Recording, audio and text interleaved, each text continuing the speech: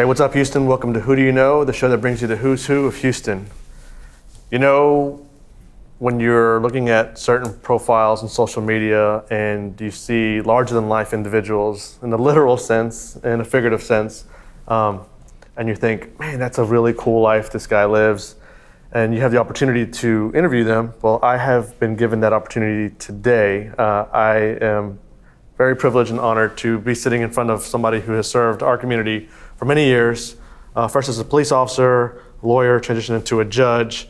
Now he has his own show, Big Angry himself, Charles Adams. Thank you, Mr. Adams, for being here on Who Do You Know? I mean, I'm not that interesting, but I do appreciate the accolade. I mean, I enjoy Houston. I enjoy the suburbs of Houston and the multicultural atmosphere that we live in, and I try to embrace it as deeply as it will allow me. Well, you're bleeding it all even here, man. You got the Astros hat on to go with everything. I tipped 300 pounds, and I literally, I hate that word literally, but I just came from the gym, and that's why I'm wearing my... Well, I appreciate your time. Let's take it back. Let's go back to when you were a police officer, and let's talk about when you decided to actually even want to pursue law enforcement, and what was the passion behind that? When I was a little kid, my parents got divorced. My mom was at UT Law School and did not finish. My parents got divorced. So I always knew very young, watching Perry Mason with my grandmother, that I wanted to be a criminal defense attorney. So I always intended to go to law school, right? That was always the end game for me academically. When I started off at LSU, and I was probably my worst possible person. I was in the honors program there, but I lived in a fraternity house, drank a lot, and but I was bartending, and it was a problem. So I decided, my dad had always lived I grew up in Austin, but my dad always lived in Houston for most of my childhood. So I decided to transfer to U of H kind of in the middle of my junior year and just get serious about academics. And I ended up, bouncing, working in bars. And a buddy of mine, it's really that simple. A buddy of mine was taking a civil service exam. I'm going to college full time. And he says, and now he's the head of Harris County's, the Sheriff's Department's ERT team. But he was like, I'm gonna go take this civil service exam. Come take it with me. And I took it, and mainly just to help him prep for the next one. I do pretty well on standardized tests. And I'd never been, it was actually the city of South Houston. I'd never been there. I did not realize it was a city. I didn't know it existed. Is it still a city? It's still a city. It's bounded by Pasadena and Houston. Got it. And Hobby. I took the test, got it, and they were actually paying higher than other departments starting at the time. This was 94. I got a perfect score. They offered me a job 2 days later, and I was just like, okay. And it actually turned out to be a great job for going. I finished my undergraduate degree and earned my first law degree, my Juris Doctorate, all working for the department. So you already knew that you were going to be an attorney at one point. Well, you never know. I aspired to be an attorney, right? And then, so I finished law school. I took a job at the 14th Court of Appeals, which is the Houston State Appellate Court, one of two of them, as a briefing attorney. And that's where you basically work for a judge, help him write the opinions. And it's a prestigious job. Usually I did really well in law school. It's usually people at the top of their class. And then you start looking for your big firm job. And those usually come after doing a clerkship. And some of my professors had said, hey, because I'd done real well in the LSAT, and my law school decision was based on who has a good part-time program, right? And that fit with my schedule. And some of my professors had gotten their Master of Law or the JD at Harvard, and they had suggested I apply for this program there. So I'm working at the 14th Court of Appeals, making half the money I made as a police officer. Wow. If you factor in the extra jobs. And my wife's, I've got a wife and 2 little kids, and she's like, why did you do this? She was always supportive. But I get into Harvard, and I'm just shocked, right? Yeah. They call you. It's a Master of Law program that takes like 4 or 5 people a year out of several thousand applicants, and they call you. And I thought it was somebody, I don't want to curse, I thought it was somebody messing with me. Yeah. And I was literally sitting across from this other briefing attorney, Amanda, and hey, this is Harvard, we want to talk to you about your funding, and I'm like, what? Funding for what? Well, you're not going to have to pay tuition, but you are, no. So that's how you found out. That's how I found out. And I really didn't believe him. And she was like, you can call me back. I'm not playing. No acceptance? No, just like this. They sent you the acceptance later. And it really showed me, and it really kind of defined on how I push my children, how different life is when you go to one of those elite schools, even for a nonsense master of law. I had law firms flying me all over the country, offering me jobs. Yeah. The whole time I'm going to school here, I'm at the top of my class, like top 4 or 5 kids. But I'm a cop. So every law firm's like, well, so you're gonna be a DA? And I'm like, no, I wanna make some money. You know, I've been a law, cop, I'm ready to make money. So at Harvard, everyone, I walked out of interviews. Like Haynes and Boone talked to me about summering. I was like, I already have 11 job offers. I just got up and left. It really changes the math. Yeah. And I ended up working for this firm, Bickle and Brewer, which was about a 50 to 60 lawyer firm with offices in Dallas, New York, I think Chicago, San Francisco. Megyn Kelly worked there. But at the time, the highest paying law firm in the country. And that's why I went there. They're paying like 50, 60 grand more. They paid me a bonus for my clerkship. I literally came out the gate in like 2002 making 185 grand. Wow. And I thought you could hit me with a stick for 185 plus an annual bonus. Yeah, I would do anything for that kind of money. And then you quickly find out there's a reason they're paying that much, because it's absolutely miserable. And all these big firm jobs are absolutely miserable. Time consuming. Well, they're just miserable. Lawyers tend to be miserable people, right? And it's, you're working 6-7 days a week, and you see that. And I quickly saw that the partners were miserable. These guys making a couple of $1 million a year were miserable. And I just decided it wasn't for me, and it was kind of serendipity. There was an attorney I knew when I was a police officer that had passed away, and he had a freestanding office on Spencer Highway. And a friend of mine had a lead on a personal injury case. It was like his neighbor's best friend's kid got electrocuted. I know it sounds crazy. And I just decided to start my own practice back here. And my wife, actually, she grew up here. At the time, was not a fan of Houston. She loved Boston, wanted to stay in Cambridge. Boston's a nice community. Cambridge is, I guess. It's good seafood. Not really. It's not spicy. It's bland. I just don't. I like Houston seafood, and I love Houston. So we got a place in the Hill Country, and we were moving back and forth. I was coming back and forth, and I would work here 3-4 days a week, and that just didn't work. So she finally agreed, and we moved to Pearland, then Friendswood. Now we live in the city. She loves Houston. Living in the city is very different from living in suburbia. But I do think Houston, I love Houston. I can't overstate my love for this city, because I think it's an open city. It's not cloistered. Anyone that's willing to work hard enough can make a good living, and there's a tremendous amount of opportunity for people willing to work hard. And you have people with a high school diploma making 150 grand a year in the ship channel. You have, there's just money to be made if you're willing to work. And people assume that that's just how everywhere is, but you can drive you drive to Austin, where everyone wants to live because it's so cool, and you have people with master's degrees waiting tables. And I don't see people like that. Yeah, it's very true. I just find this to be, and we've got a vibrant city. It's easy to get lost in the city, but it's also easy to be something in the city. And it's really more of I know it's a bad word in 2019, but I think Houston is still a meritocracy, right? It doesn't matter your race, your ethnicity, where you came from. You can still make it in Houston, and however you define making it as well. It doesn't necessarily have to be making money, or, I don't know. I love this city. And then after all that, you decide to want to become a judge. Well, that was so I opened up my practice. There's a guy I had met a few times. I had a very windows down policing style, right? I grew up in Austin, smoking weed.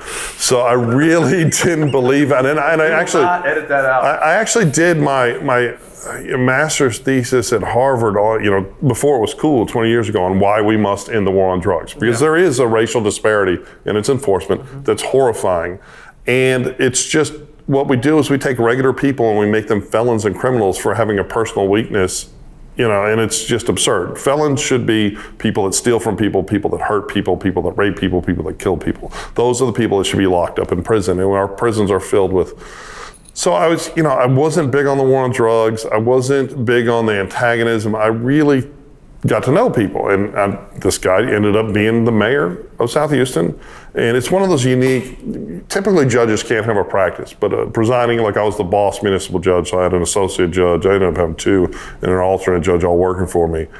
But because it's a part-time position, I could have my practice and be a judge, which is the greatest thing, because you go to the courthouse, all the other lawyers are calling you judge because right. Yeah. So you're making money. Your clients love to hear that. And it was does that change your perspective on how you try cases? Oh, immensely. Because first, people discount municipal and JP benches, and I do think we need to change JP benches in Texas to where it's all lawyers. But we have these huge dockets that several times the size of dockets of district and county courts. So where they'll do maybe one trial a week. Typically not, like maybe 1 or 2 trials a month. We'll do 10 trials in a day, right? And some of them are pro se, but you're seeing everything. Yeah, and you're seeing some of the best lawyering and some of the worst lawyering, and it was a tremendous educational. I consider myself an exceptional trial lawyer, not from my law degrees or working for a big firm. Honestly, watching traffic ticket lawyers and my prosecutors sitting, you're right, and then, actually trying cases sharpens you. But I learned so much just watching other people make mistakes or do things right. So it was a good experience. I did it for a long time. It finally got to the point where, because there's this thing called the canons of judicial conduct, where you can't talk about certain things as a judge, no matter whether you're a municipal judge or a Supreme Court judge. There's all these rules that apply to you 24/7. Like being cops. We heard about the cops in Philadelphia that were on social media saying horrifying things, and I was off. No, you can't. But with judges, it's much more serious. So it's codified, and you can get in a big snicket. And I was doing a lot of radio that I kind of fell into, and I'm doing a lot of TV for Fox 26, and I just got tired of that tightrope. Yeah. So I was glad to stop doing it, but I love that I did it. It was a good experience. It's absolutely great experience. So let's talk about that. You mentioned your radio shows. How did that come about? And honestly, tell us about your radio show. I will tell you, I ended up on the radio literally. So I was never on social media. I was at Harvard when they set up the Facebook, and I just thought, that's the stupidest thing ever. And on Facebook. I was never on social media until I was at a Texans game with the rapper Bun B, his wife, and my wife. And Queenie, his wife, was kind of making fun of me for not having an Instagram. It's like 2013, 2014. And so I go to my wife, Kat, I was like, can I get an Instagram? She's like, I don't care, do whatever you want. So I set up an Instagram. And I do think a lot of social media is toxic. I think Twitter most especially is. Absolutely. And I don't think they're the best things for society, but it did lead to it does make the world smaller and lead to some good things as well. And so I set up an Instagram, and it was amazing how much business that generates and interaction. And I try to be authentic on social media. There's no, I put pictures of me drunk or, I just don't care. We see that and we get that vibe. I don't look at your social media on any platform and think, oh, he's just facading it or making. Yeah, I get that. People tell me, man, you shouldn't put that stuff up. Excuse me. I just don't care. I'm not trying to sell something. You're human, right? Well, and you're Charles Adams. I think most people don't live. I think more people in Houston do, but I think most people on social media, it's kind of this facade, right? Yeah, and absolutely. It's not their. And even with me, I'm still putting I'm not putting my argument with my wife or yelling at my kids. You're not putting everything your best life. But you're putting the truth of yourself out there, just not all of it. And I will argue with people. I'm a lawyer. I like talking. I like arguing. So I'm sitting on the bench in my robe, and this guy who considers himself a far left socialist, Rob Mungle, who is also a comedian. I think he retired, and but he's from Houston, from Pasadena, and this guy that was the producer of the Walton and Johnson show, Ken Webster, we're having this argument about politics. Now, I was friends with Rob on Facebook. I didn't know who Kenny was. And they're both taking these extreme positions. And I'm bored. So y'all are both idiots. There is a more sensible position that's not an ideologue position. And Kenny had just started having his own radio show on, I think, at midnights on Saturday. That's where you start off on radios on the weekends. And he messaged me and said, hey, come on my show. And I was like, man, F you. Midnight, right? Well, no, not even that. I just had never done it. I was an entry, and I was arguing with the guy. I thought he would just want to have me, to sandbag me. And so I was talking to my wife about it, and she's like, no, you should do it. You should do it. So I do it. And me and him scream at each other for an entire hour. It's pre-recorded. We did it on Saturday morning at iHeart, and we're just screaming at each other. And as soon as it was over, I was kind of worried, right? Like he was going to be pissed. He starts laughing, I start laughing, and he just kept inviting me back. Yeah. And then they gave him a daily show at 11 p.m. or at midnight. And he's like, man, come do it. And so he would record it at 5 p.m. after I got done with my work to kind of facilitate it. And we would just yell at each other, right? And I think we actually How therapeutic is that, by the way? Well, it's a lot of fun, and it's cathartic. And Yeah. so then they gave me a Saturday show, and then they gave me a live show on Saturday from 4 to 6. But it's a conservative station, right? Yeah. And I don't consider myself, like I'm conservative on social. I believe in a limited government, and they need to spend far less money and less pork, but the left and the right both waste money, and corporate welfare is more offensive than any other type. But I also have I was pro-marriage equality before the Clintons and Obamas, like all my life. Like, why do we care, right? And so I have left and right views on different things, and I didn't want to, I'm not going to give them a conservative show, right? I'm going to give them my show. And in a goal to kind of disrupt the paradigm, I would have guests on, my first show, and I'd have a lot of people from the culture and the community in Houston, and I have a lot of friends in the hip hop. And so Zero, we had a real good time, and he kept coming on the show, and I got this new show, the live show, and I asked them, can I have a co-host? And they said yes. I didn't explain who. And then I had Zero co-host with me, which I thought really disrupted the format, because Zero That's brilliant. is the most authentic, and he's speaking to an audience he doesn't normally speak to. But, a lot of musicians, period, but hip hop artists, they wear a mask. It's a masquerade, right? Yeah. Like everybody. But, especially a lot of the gangster rappers, they're not very gangster. Yeah, they're not very, right. Just, But when you talk to Zero, well, first you listen to his music. He's not typically rapping about big cars and stuff. It's like, I equate it with the blues, but as rap. He talks about poverty and heartache and sadness and all that. I think of a lot of this new generation of trap artists have co-opted at least his message. But, this is a guy orphaned at 6, woke up in the bed with his mom and she was dead. I mean, how horrifying. He had his first kid at 12, he witnessed a homicide at 13, I think. And I mean, he got shot at 16. And I mean, he is like this true horrifying Houston life that now lives in an 11,000 square foot mansion and drives a Bentley. Yeah. And it's just it's a great story. And it's very, it's been fun watching him evolve to the point where he's comfortable arguing with me. Like our last 2 shows, so he still does a show every Friday. So I have a show Monday through Thursday at 7 p.m. that's live, and then another show at 11 that sometimes I record, sometimes I replay on 9:50 a.m. But every Friday it's me and him, because I can't ask him to come in every day. I think But we just get into it sometimes, and it's just strident discourse. And that's like, so I'm the new Fox face-off guy with Quanell, right? And, I saw that. And, people, Quanell this, Quanell that. I will tell you that, like I did. Is Quanell the Quanell that we see on TV in person? He's one of the nicest guys you'd meet. Okay. It's really, so I did, a couple of weeks ago, I was on the Isaiah Factor with Ashton Woods, who's the head of BLM here, or one of the heads of the Black Lives Matter movement here in Houston. And we're there to talk about the Phoenix officers, right? And I guess he assumed because I was an ex-cop and I had a show on a conservative station, I was going to be on the cop side. But, although I do think the parents did concede that they had taken someone through it out the window, I don't think any of that's relevant. I don't think you treat people like that over a shoplifting. I think their behavior was dehumanizing and assaultive. And if the story is true that it was the girl that stole the Barbie, she has no criminal culpability. She doesn't have, you don't have the mens rea, she's not chargeable unless your parents told you to steal it, which there was no evidence of that. So I just get in there and I'm like, this cop should be arrested. The cops that sat by, their behavior was disgusting. It's just disgusting. I think Ashton wanted to get an argument. So a lot of times on my show, I'll talk about comply and complain later, because cameras for cops have changed their ability to change the truth of the narrative, right?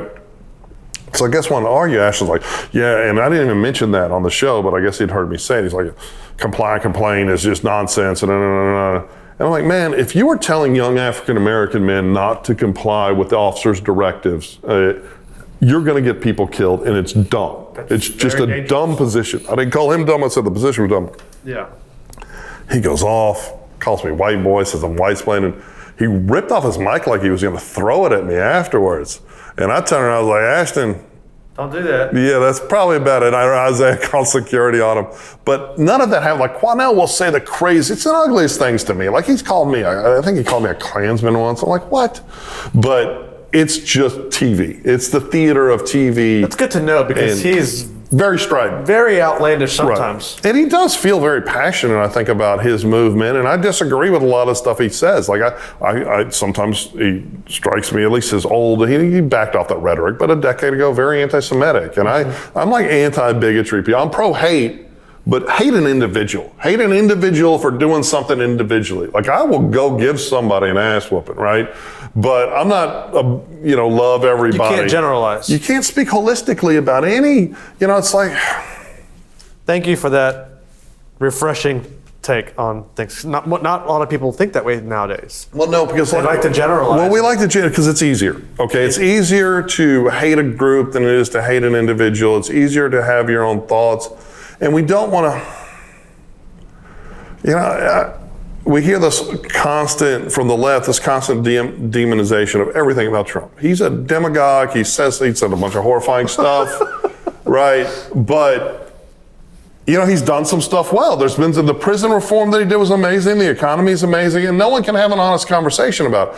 And what really, the way I piss a lot of people off is Donald Trump and Alexandria Ocasio-Cortez are the same politicians. They are the exact same politicians pandering to different crowds, using social media as a mechanism brilliantly. The same thing. But it's the same thing. They're all just trying to grab power from existing power structures. The game changed. Oh yeah, Obama changed the game with social media. Completely changed, and it's. Well, I don't have the insight on it, but I have recognized that you're playing a different rules now. You're playing a different game, and the way you reach people is completely. It's so. You can go around the media. You can go directly to people. Yeah. Just there's no middleman anymore. Well, just with podcasting or video casting, it is so easy. You've got a camera guy, albeit also an amazing musician. Nava, what's up, brother?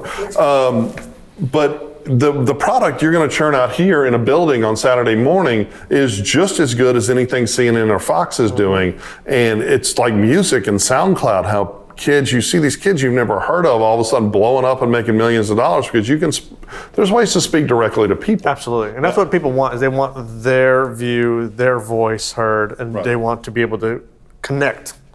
Now, I do think TV and radio still is the biggest medium. Yeah. But I do think this is allowing people to, and I think the same thing with politics.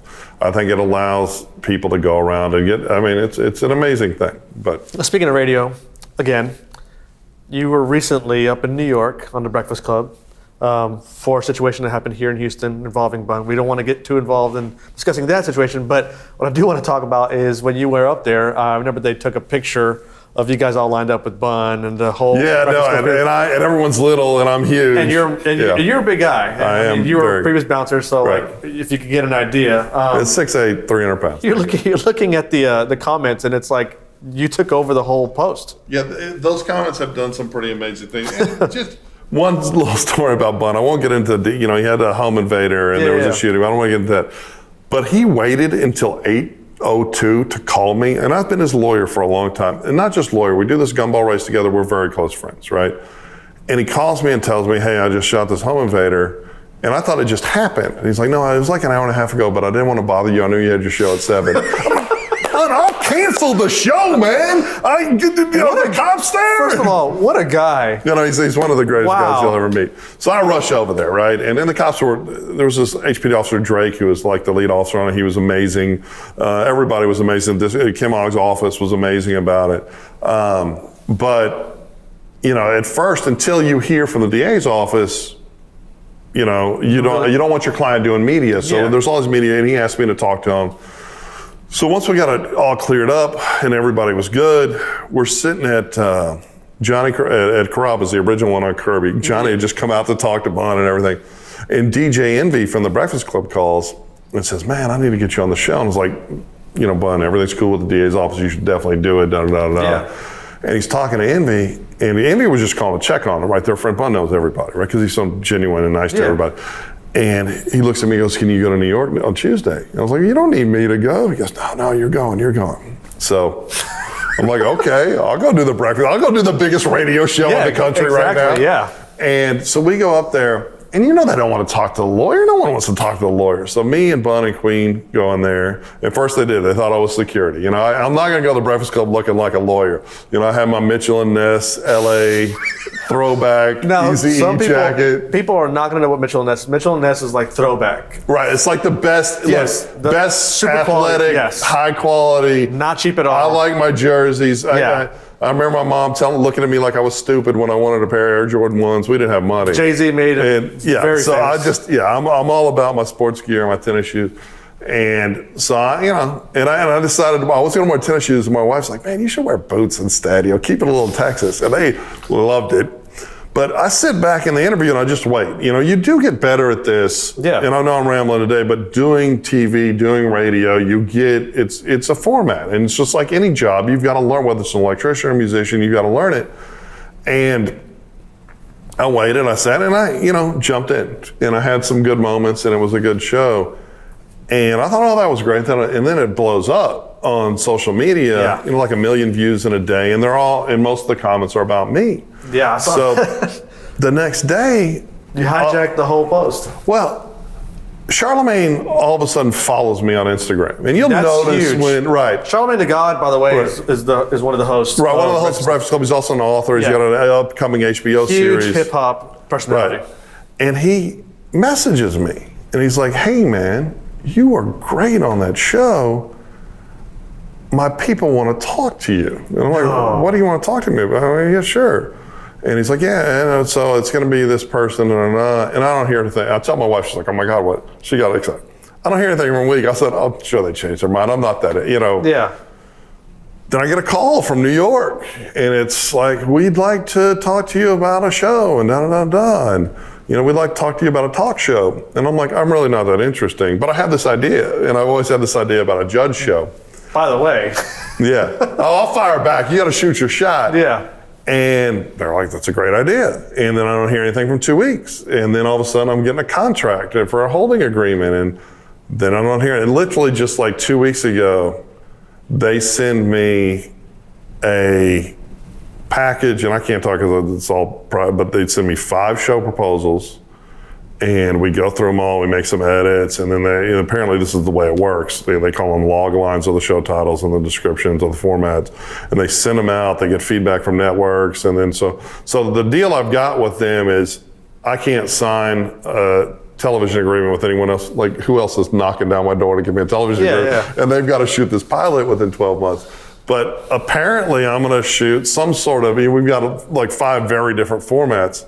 But from that performance, from Bun insisting I go with him, to me, life's an audition, right? Yeah. Everything you do is an audition for something else. And it's easy to just stay as a cop or just do law. And you could have very well done that. And I love being a cop, and I didn't love being a lawyer. I'm still a lawyer. It's kind of tedious, but it makes a very good living, right? I've been able to give my children and my wife things that I never imagined being able to give my kids. Absolutely, right? That's what it's all about. But it's exciting, and it's exciting that and I keep we'll shoot a pilot, it'll go nowhere. I mean, I keep I don't get hyped about stuff. It's like my legal practice. I'm not counting money till it's in my hand. It's possible.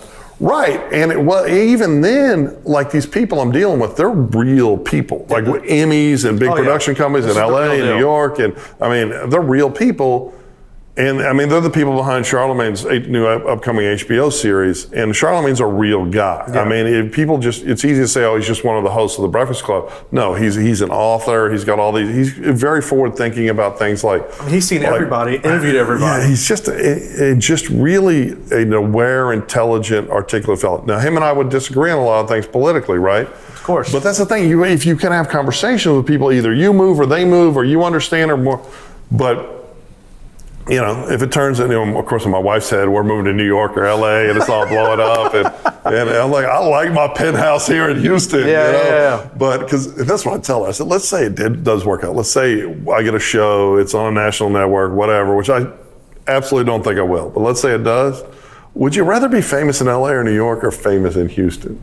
I'd rather be famous in, I'd love you. I mean, come on, Houston. If you're famous in New York or LA, you're famous. Right, you're just another guy. If you're famous in Houston, you're a legend. Well, that's the thing with, because I do have a lot of famous friends, right? Yeah.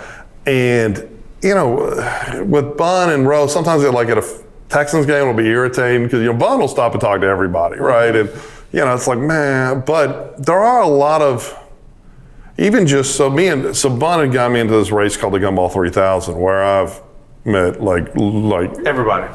like I'm friends with King Griffey Jr. and from Gumball. And when he texted me, you know, I'm 47 years old, right? I was like 18 when he was 20, and you know, and I'll look at my phone, I'm like, a legendary. Man, the kid is, because it's like, this guy was on a Wheaties box. I know that. Texting you. Dude, it's absolute crap. I was at a dinner. I've got this financial advisor consulting firm, and I was at a meeting with my business partner on that and some of the guys that work for us.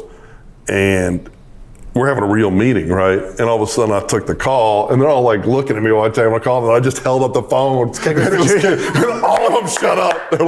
They're all like, oh my God. And he's like, hey, we're talking about doing a trip to Jamaica, yo. And I was like, yeah, I'm coming to Jamaica with King Griffey Jr. That was one of the most difficult. My wife's like, February, I'm not bikini ready February. Like, we're going to Jamaica with King Griffey Jr. Absolutely. And it ended up being Ken and Bun and Jillionaire, who's half a Major Lazer, you know, like one of the biggest DJs in the world. Yeah, Major Lazer. And it's just absolutely insane to, you know, every once in a while you think about it. But it's all from, I think all the exciting stuff I get to do in my life is, one, a product of hard work. Like it's easy to say, oh, I can't work 50 hours a week as a cop and go to school full time. Yes, you can. You know, I didn't sleep for 10 years. It aged me into this big fat bloated thing I am now. But you can do it. But also, I've always tried to keep myself open to different types of people and different types of experience. It's very easy when you're a cop to just hang out with cops, or you're a lawyer just to hang out with lawyers. Why you would ever do that, I don't know, because lawyers are the worst fucking people. But I'm sorry for cursing again. But you know, it's, you know, want a big over his mouth from that one. Yeah, we need to beat me. I'm sorry, Nava. I'm giving you some editing work to do. But you know, if you keep yourself open to new things and new experiences and new people, it allows for such a vibrancy, right? And I see that all the time with you. So I know we could talk forever. You have stories to tell for days, years even. But I really do appreciate you being on the show. I appreciate you asking me. If people want to tune in on the show, how do they? So my radio show is on Monday through Friday at 7 p.m. and 11 p.m. on 950 a.m., which is one of iHeart's 2 talk stations here in town, or 2 political talk. And you can also call into the 7 o'clock one. And if you're not following him on Instagram, tell us your Instagram. Instagram's @BigAngryLaw. Instagram's pretty much my favorite. Like, I'll cross-post on Facebook and Twitter, but I think Twitter's toxic. And I just like Instagram, right? Yeah. I like the interaction. I do.